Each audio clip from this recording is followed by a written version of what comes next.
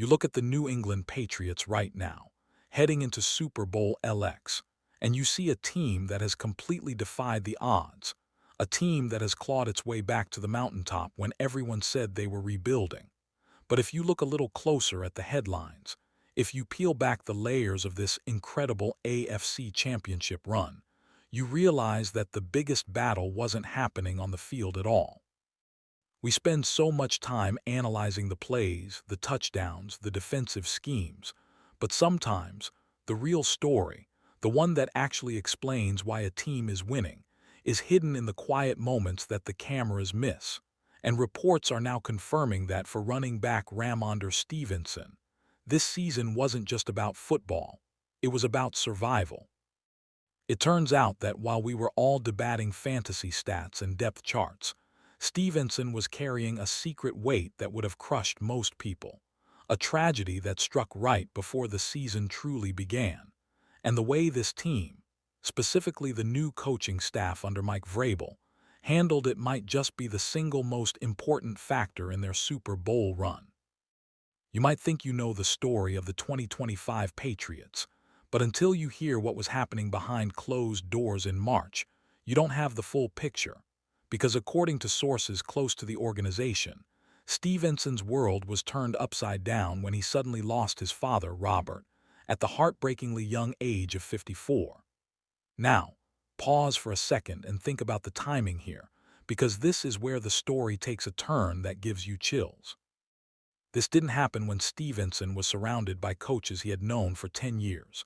This happened right as the page was turning in New England, right as Mike Vrabel was walking in the door to establish a new culture. And usually in the cutthroat business of the NFL, that is the worst possible time to show vulnerability.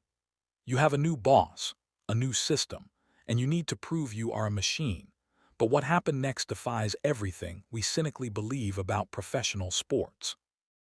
Instead of telling Stevenson to tough it out or worry about the playbook, reports indicate that Vrabel and his staff did something that, quite frankly, restores your faith in humanity.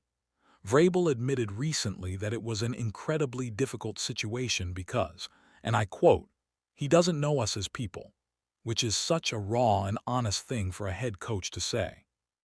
Imagine being in Stevenson's shoes, dealing with the most gut-wrenching loss of your life, and having to trust your career to a group of men you barely know, wondering if they are going to support you or replace you. That is the tension, that is the fear, but here is the payoff that makes this story so special. Vrabel didn't just offer thoughts and prayers. He and running backs coach Tony Dews took immediate action. Sources claim that Dews, who hadn't even had time to fully unpack his bags in New England, dropped everything to be there for Rhamondre. Vrabel mentioned that Dews would have gone the second he was told, but they waited for the right moment, and eventually, Dews flew out to be with Stevenson and his family. That is not just coaching, folks, that is fatherhood, that is brotherhood, and it sets the stage for a locker room culture that is seemingly unbreakable. But wait, because it wasn't just the coaches. You need to hear about what was happening inside that locker room with the players, because there is one name that keeps coming up, one teammate who saw Stevenson starting to sink and refused to let him drown. We often hear about locker room leaders, but what linebacker Jahlani Tavai did goes far beyond a pregame speech. According to Stevenson himself, Tavai became his lifeline. We aren't talking about a text message here and there. We are talking about a relentless, daily pursuit of his teammates' well-being. Stevenson said that Tavai checked on him almost every single day, just making sure his head was right, making sure he was okay when he walked through those doors. Now, why would a linebacker be so attuned to the feelings of a running back? This is where the story gets even deeper and, honestly, a little more emotional. It turns out, Tavai wasn't just being nice. He was speaking from experience. Reports confirm that Tavai had faced his own dark moments during his rookie year when he lost a college teammate, Cheyenne Sanatoa, and he knew exactly what that kind of grief does to a young athlete. He knew that when the lights go down and the crowd noise stops, that is when the silence gets loud, and that is when you need someone to pull you out of the darkness. Tavai admitted in a recent interview that he knew getting put in a dark place, is a real risk after losing someone close, and he instinctively wanted to lend a helping hand. It is incredible when you connect the dots, because you realize that Tavai's past pain became Stevenson's present salvation. And look, I know what some of you might be thinking. Okay, touching story, but how does this affect the Super Bowl? Well, here is the kicker. Here is the aha moment that ties it all together. Stevenson didn't have a perfect start to the season. In fact, if you remember, he struggled early on. There were ball security issues, there were fumbles, and there was massive pressure coming from the rookie Tre'Veyon Henderson, who was hungry for playing time. In a normal season with a normal coaching staff, Stevenson might have been benched. He might have been cast aside for the shiny new rookie. But because of what happened in March, because of the bond that was forged in that tragedy, the team stuck by him. They knew what he was carrying. They knew he was fighting a battle internally that made football look easy by comparison. They didn't bail on him, and because they showed that patience, because they showed that love, Stevenson was able to turn his season around in the second half. He became the engine that drove them to the AFC Championship. It is safe to say, based on the way this team talks, that they would not be in Super Bowl LX without Rhamondre Stevenson's redemption arc, and that arc would not have happened without the support system that caught him when he fell. It makes you wonder, doesn't it? How many careers are ruined not because a player lacks talent, but because they lack support during a crisis? It really highlights the difference between a group of independent contractors and a true team. You look at Mike Vrabel's comments again, where he talks about trying to get Stevenson to a place where he could glorify his dad, and you realize this wasn't about X's and O's. It was about giving a grieving son a purpose. And Stevenson has done exactly that. Every yard he gains, every tackle he breaks, it feels like there is a little extra power behind it now, doesn't it? It feels like he is running for something bigger than a trophy. And let's give credit where it is due to the Patriots organization here.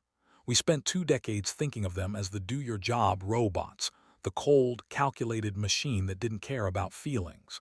But this new era, it feels different. It feels like Vrabel has managed to keep the discipline but add a layer of empathy that might actually make them more dangerous.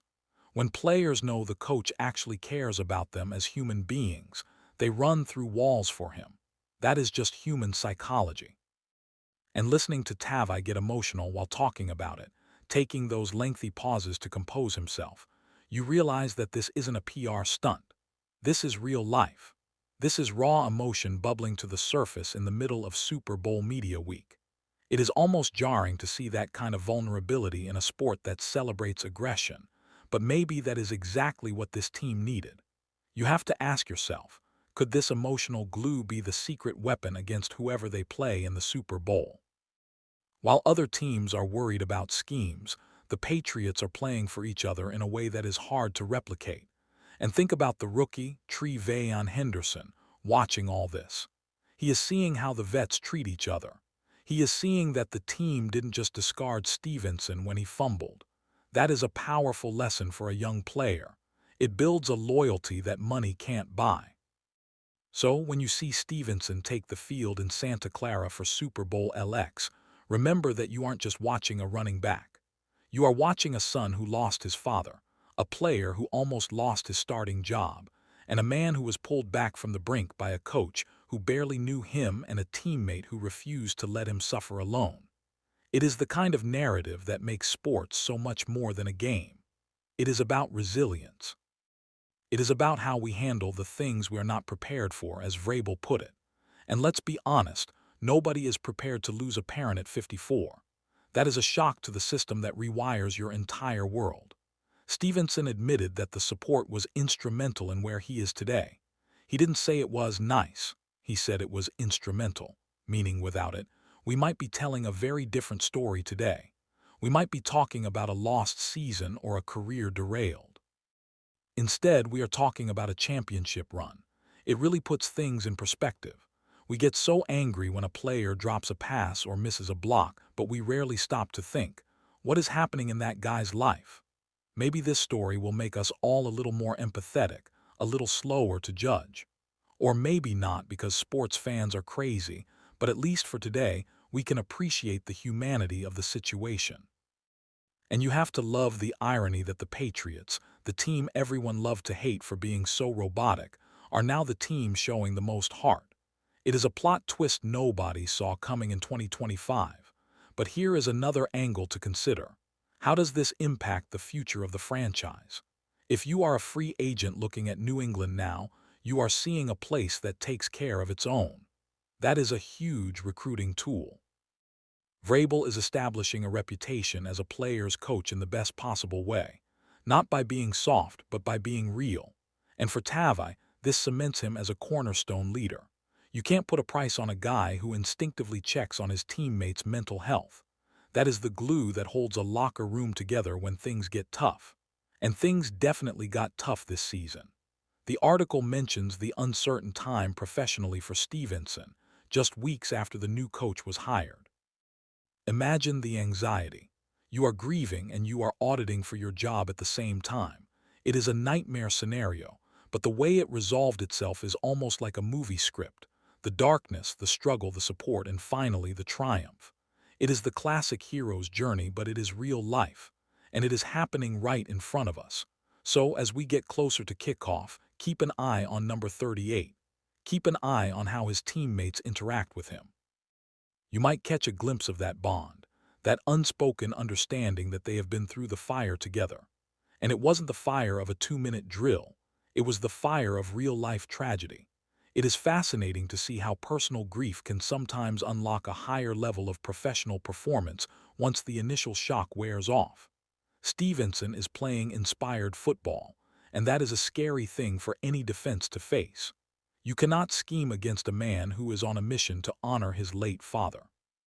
That is a force of nature, and you can't break a team that has already helped each other through the worst parts of life. The X's and O's matter, sure, but the heart matters more. And right now, the Patriots' heart is beating stronger than anyone expected. It is a testament to Rhamondre Stevenson's legacy, too. To raise a son who can navigate this kind of pressure with such grace, and to have a profound impact on him that drives him to the Super Bowl, that says a lot about the man Rhamondre lost. And it says a lot about the men he found in that locker room. It is a story of loss, yes, but ultimately, it is a story of gain. Gaining a new family, gaining a new perspective, and maybe, just maybe, gaining a Lombardi trophy. The narrative arc is perfect. From the depths of despair in March to the pinnacle of the sport in February. You literally couldn't write it better if you tried. And the fact that it was kept relatively quiet until now, that makes it even more powerful. They didn't use it for sympathy during the season, they just handled it. They did the work. They supported their guy. And now, the results speak for themselves. It is alleged that many players in the league deal with similar issues in silence, but seeing Stevenson open up, seeing Tavai get emotional, it breaks down that stigma a little bit. It shows that it is okay to not be okay, as long as you have people around you who care. That is a message that resonates way beyond the football field. So when the confetti falls, whether it is for the Patriots or the 49ers, this story remains a win for New England. They prove that culture isn't just a buzzword, it is action. It is a plane ticket to a funeral. It is a daily check-in. It is patience during a slump. That is what wins championships. And that is what saves lives. It is a powerful reminder to check on your friends, too. You never know what kind of battle someone is fighting.